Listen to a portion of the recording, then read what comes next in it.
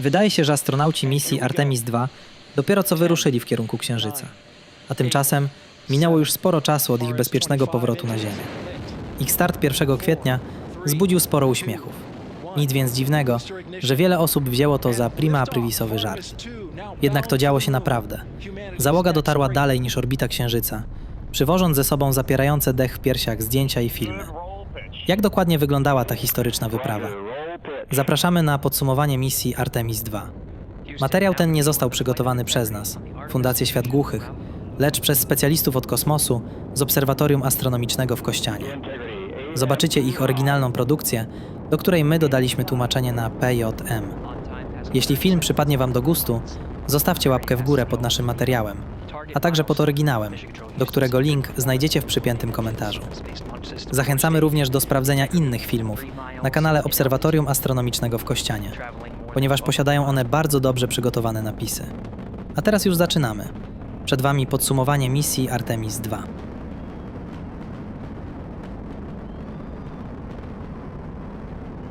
Udało się. Ludzkość wróciła na Księżyc. No prawie. Poprawniej byłoby powiedzieć w okolice Księżyca. Podsumujmy sobie przebieg całej misji Artemis II. Po początkowych problemach wykrytych podczas tzw. mokrej próby w lutym, inżynierom misji udało się je rozwiązać i rakieta SLS mogła zostać ponownie ustawiona na platformie startowej. Przygotowania do lotu zaczęły się już w połowie marca. Poza przygotowaniem samej rakiety, również jej załoga musiała przejść niezbędne przygotowania. Na trochę ponad tydzień znaleźli się oni w kwarantannie, aby upewnić się, że w czasie lotu będą oni zdrowi i w pełni sił. Pierwsze okno startowe zostało ustalone na od 1 do 6 kwietnia. Jeśli w tym czasie misja by nie wystartowała, następna okazja miałaby miejsce 30 kwietnia. Zanim przejdziemy do omawiania samego startu, przyjrzymy się rakiecie SLS. SLS, czyli Space Launch System, możemy podzielić na 5 części. Po bokach mamy rakiety pomocnicze na paliwo stałe, tzw. boostery. Główny człon, zwany też pierwszym członem, napędzany jest tymi samymi silnikami, jakie były wykorzystane w wahadłowcach kosmicznych. Dalej mamy drugi lub górny stopień. Nad nimi znajduje się kapsuła Orion, w której znajdować się będą astronauci oraz moduł serwisowy z napędem i panelami słonecznymi, które zostały zbudowane przez Europejską Agencję Kosmiczną. Ta konkretna kapsuła, która została wykorzystana w misji, nazwana została Integrity. Na samym szczycie mamy system przerwania lotu, którego celem jest bezpieczne odłączenie kapsuły Orion od reszty rakiety w razie wystąpienia jakichś problemów w czasie lotu. Start misji Artemis II nastąpił o 22:35 czasu uniwersalnego, czyli dla nas było to w nocy z 1 na 2 kwietnia 35 minut po północy. W czasie odliczania do lotu pojawiło się kilka mniejszych problemów, które po sprawdzeniu stwierdzono, że nie zagrażają misji i może ona bezpiecznie wystartować. Samo odliczanie mogło zostać niemal w każdej chwili przerwane, w razie czego jakby pojawiły się jakieś usterki. Wyznaczone zostały punkty wstrzymania, po których czas przestałby być odliczany, aby móc zająć się wykrytym problemem. Jeśli problem byłby na tyle poważny, że do jego rozwiązania potrzeba by było więcej czasu, odliczanie resetowane byłoby do T-10 minut. Przez cały czas kontrolę sprawowali kontrolerzy lotu, dopiero na ostatnie 30 sekund kontrolę przejął komputer pokładowy Integrity. I nie, astronauci nie mieli wielkiego przycisku z napisem Start. Cała procedura startu odbywała się automatycznie. Oczywiście pod czujnym okiem kontrolerów lotu. And here we go. 10, 9, 8, 7, RS-25 Najpierw engines. uruchomiono silniki głównego członu, po czym odpalone zostały boostery. 1, Artemis booster II ignition. wystartowała. And lift off. The crew of Artemis II now bound for the moon. Humanity's next great voyage begins. Good roll pitch. Po około 2 minutach lotu zużyte boostery zostały odłączone od rakiety. Po kolejnej minucie odrzucony został również system przerwania lotu. Po 8 minutach od startu odłączony został człon główny rakiety. Przez pewien czas Integrity poruszała się po torze parabolicznym bez udziału silników. W tym czasie astronauci rozpoczęli sprawdzanie najważniejszych systemów na pokładzie, jak dystrybutor wody, maski przeciwpożarowe oraz toaletę. Okazało się, że system obsługujący toaletę zaczął zgłaszać problem. Na szczęście dla astronautów problem udało się szybko wyeliminować. Po około 18 minutach od startu rozłożone zostały panele słoneczne zapewniające prąd dla kapsuły Orion, jak i modułu serwisowego. Po około 50 minutach od startu Integrity znalazła się w apogeum, czyli najdalszym punkcie od Ziemi na orbicie. Aby nie spaść z powrotem na Ziemię, zostały odpalone silniki górnego członu. Dzięki temu zwiększona została wysokość perygeum, czyli punktu na orbicie znajdującego się najbliżej Ziemi. Integrity znalazła się na stabilnej, niskiej orbicie dookoła Ziemi. Kolejnym krokiem było ponowne odpalenie silników górnego członu rakiety w chwili, kiedy znajdzie się ona w tym nowym perygeum. Pozwoliło to na podniesienie apogeum do 71 000 km powyżej orbity, na której krążą satelity geostacjonarne. Orbita, na której znaleźli się astronauci, miała okres 23,5 godziny i pozwoliła im na przetestowanie wszystkich niezbędnych systemów przed ostatnim głównym manewrem, który skieruje ich w stronę Księżyca. W czasie, jak znajdowali się na tej orbicie, główny człon został odłączony od Integrity, lecz nie został on jeszcze całkowicie porzucony. Wykorzystano go do przetestowania manewrów, które w przyszłych misjach programu Artemis posłużą do dokowania do modułu lądownika. Pilot Victor Glover sprawdzał, jak zachowują się niewielkie silniki manewrowe, dzięki którym mógł zbliżyć się, oddalić czy przesunąć w prawo, lewo, do góry i na dół od górnego członu, jak i również obrócić Integrity we wszystkich 3 osiach. Mógł on nawet przejąć kontrolę nad głównym członem rakiety. Po udanej demonstracji tych manewrów, główny człon został skierowany na Ziemię, gdzie spalił się w atmosferze. Lecz zanim to nastąpiło, z górnego członu uwolnione zostały 4 niewielkie satelity, tzw. CubeSaty. Po dotarciu do apogeum ponownie podniesiono perygeum, tym razem już przy użyciu napędu samej Integrity. Był to ostatni manewr przygotowujący statek kosmiczny do ostatniego odpalenia silników i skierowania misji w stronę Księżyca. Gdy w końcu drugiego dnia lotu Integrity znalazła się w perygeum, odpalone zostały jej silniki i misja znalazła się na kursie do Księżyca. Dolecieli do niego 6 dnia misji. Lecz zanim przejdziemy do przelotu obok Księżyca, przyjrzyjmy się samym astronautom i astronautce biorącej udział w misji. Dowódcą misji był Reed Wiseman. Został on wybrany przez NASA na astronautę w 2009 roku. Wziął on udział w 2014 roku w misji do Międzynarodowej Stacji Kosmicznej w czasie ekspedycji nr 41. W czasie 165 dni misji wraz z innymi załogantami przeprowadził ponad 300 różnego rodzaju eksperymentów naukowych obejmujących takie dziedziny jak fizjologia człowieka, medycyna, fizyka, nauka o Ziemi czy astrofizyka. W czasie pobytu na Międzynarodowej Stacji Kosmicznej spędził go również trochę poza stacją. Brał on udział i dowodził w sumie podczas 13 godzin spacerów kosmicznych. Pilot Victor Glover, wybrany przez NASA na astronautę w 2013 roku. Był on pilotem w czasie lotu statku Dragon 1 do Międzynarodowej Stacji Kosmicznej. W czasie pobytu na stacji służył jako inżynier lotu w czasie ekspedycji nr 64 i 65. Wcześniej był on pilotem w marynarce. Brał on również udział w lotach testowych myśliwców FA-18 Hornet, Super Hornet oraz EA-18G Crawler. Specjalistka misji Christina Cook, najbardziej doświadczona spośród członków załogi, jest astronautką od 2013 roku. Uczestniczyła ona w 2019 roku w ekspedycji 59, 60 oraz 61 na Międzynarodowej Stacji Kosmicznej. Łącznie spędziła ona na niej 328 dni. Przed misją Artemis II była szefową oddziału odpowiadającego za przydzielanie członków kosmicznych załóg oraz asystentką do spraw integracji technicznej dyrektora Centrum Kosmicznego imienia Johnsona. Specjalista misji Jeremy Hansen, Kanadyjczyk wybrany w 2009 roku na astronautę przez Kanadyjską Agencję Kosmiczną. Pracował dla NASA w Centrum Kontroli Lotu jako kontroler, który bezpośrednio łączy się z załogą misji kosmicznej. Brał on również udział w międzynarodowych misjach treningowych dla astronautów CAVES oraz NIMO-19.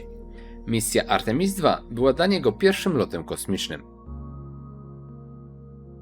W czasie lotu na Księżyc, gdy Integrity oddalała się od Ziemi, dowódca misji Reed Wiseman uchwycił znane wam pewnie zdjęcie Ziemi.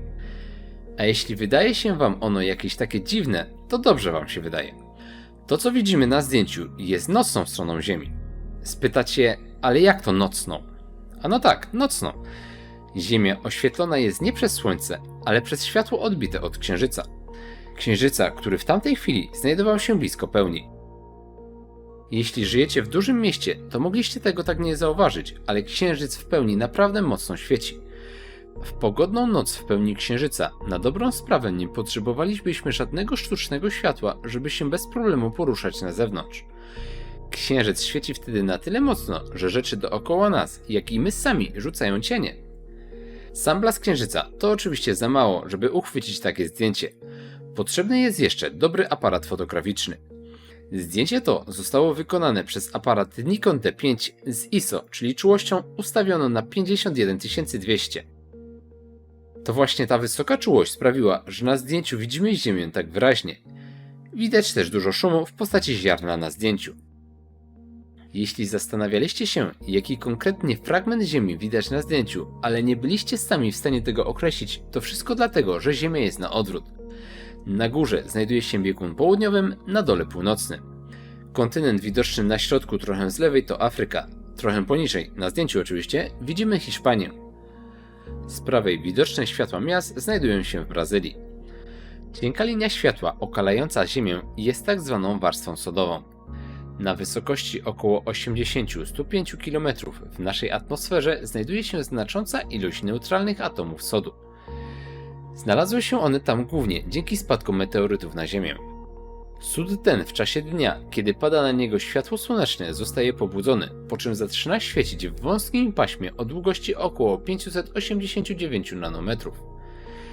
Światło to jest bardzo słabe, niemal niedostrzegalne z Ziemi. Z kosmosu widać już je na tyle wyraźnie, że może ono posłużyć nam do pokazania, jak gruba jest ziemska atmosfera. A właściwie, jak cienka ona jest. Dla przykładu, zobaczcie na chmury. Są one na tyle blisko gruntu, że zlewają się z nim w jedną warstwę. Nie widać, żeby chmury tworzyły osobną warstwę. Wróćmy jednak do lotu na Księżyc. W czasie jak Integrity zmierzała w stronę Księżyca, astronauci nie próżnowali. Musieli oni przygotować sprzęt naukowy oraz wykonać demonstrację procedur medycznych jak RKO, czy co zrobić w razie, gdy ktoś się zadławi. Musieli również spędzać pewien czas ćwicząc na specjalnym do tego przygotowanym urządzeniu. Ćwiczenia te są niezwykle ważne, ponieważ w przestrzeni kosmicznej bez ziemskiego przyciągania mięśnie bardzo szybko słabną. Aby do tego nie dopuścić, astronauci podczas misji kosmicznych, czy to na Międzynarodowej Stacji Kosmicznej, czy to na misji na Księżyc, muszą regularnie ćwiczyć. Sam lot przebiegał bez większych problemów. Orbita, po której poruszała się misja Artemis II, została tak dobrana, aby w chwili przelotu obok Księżyca nie było potrzeby odpalania silników. Sama grawitacja Księżyca wystarczyła, aby statek kosmiczny Integrity zawrócił w stronę Ziemi. W razie jakby w czasie lotu astronauci mieli zostać wystawieni na działanie silnego promieniowania, np. pochodzącego z wybuchu na Słońcu, mieli oni do dyspozycji specjalnie niewielkie schrony przeciwradiacyjne. 2 takie schrony, w których schować się mogli po 2 osoby w każdym, uchroniłyby ich przed szkodliwym działaniem silnego promieniowania. Nie byłoby im tam zapewne wygodnie, ściśnięci we dwoje, ale z pewnością byłoby to lepsze niż potencjalne skutki wystawienia się na działanie promieniowania.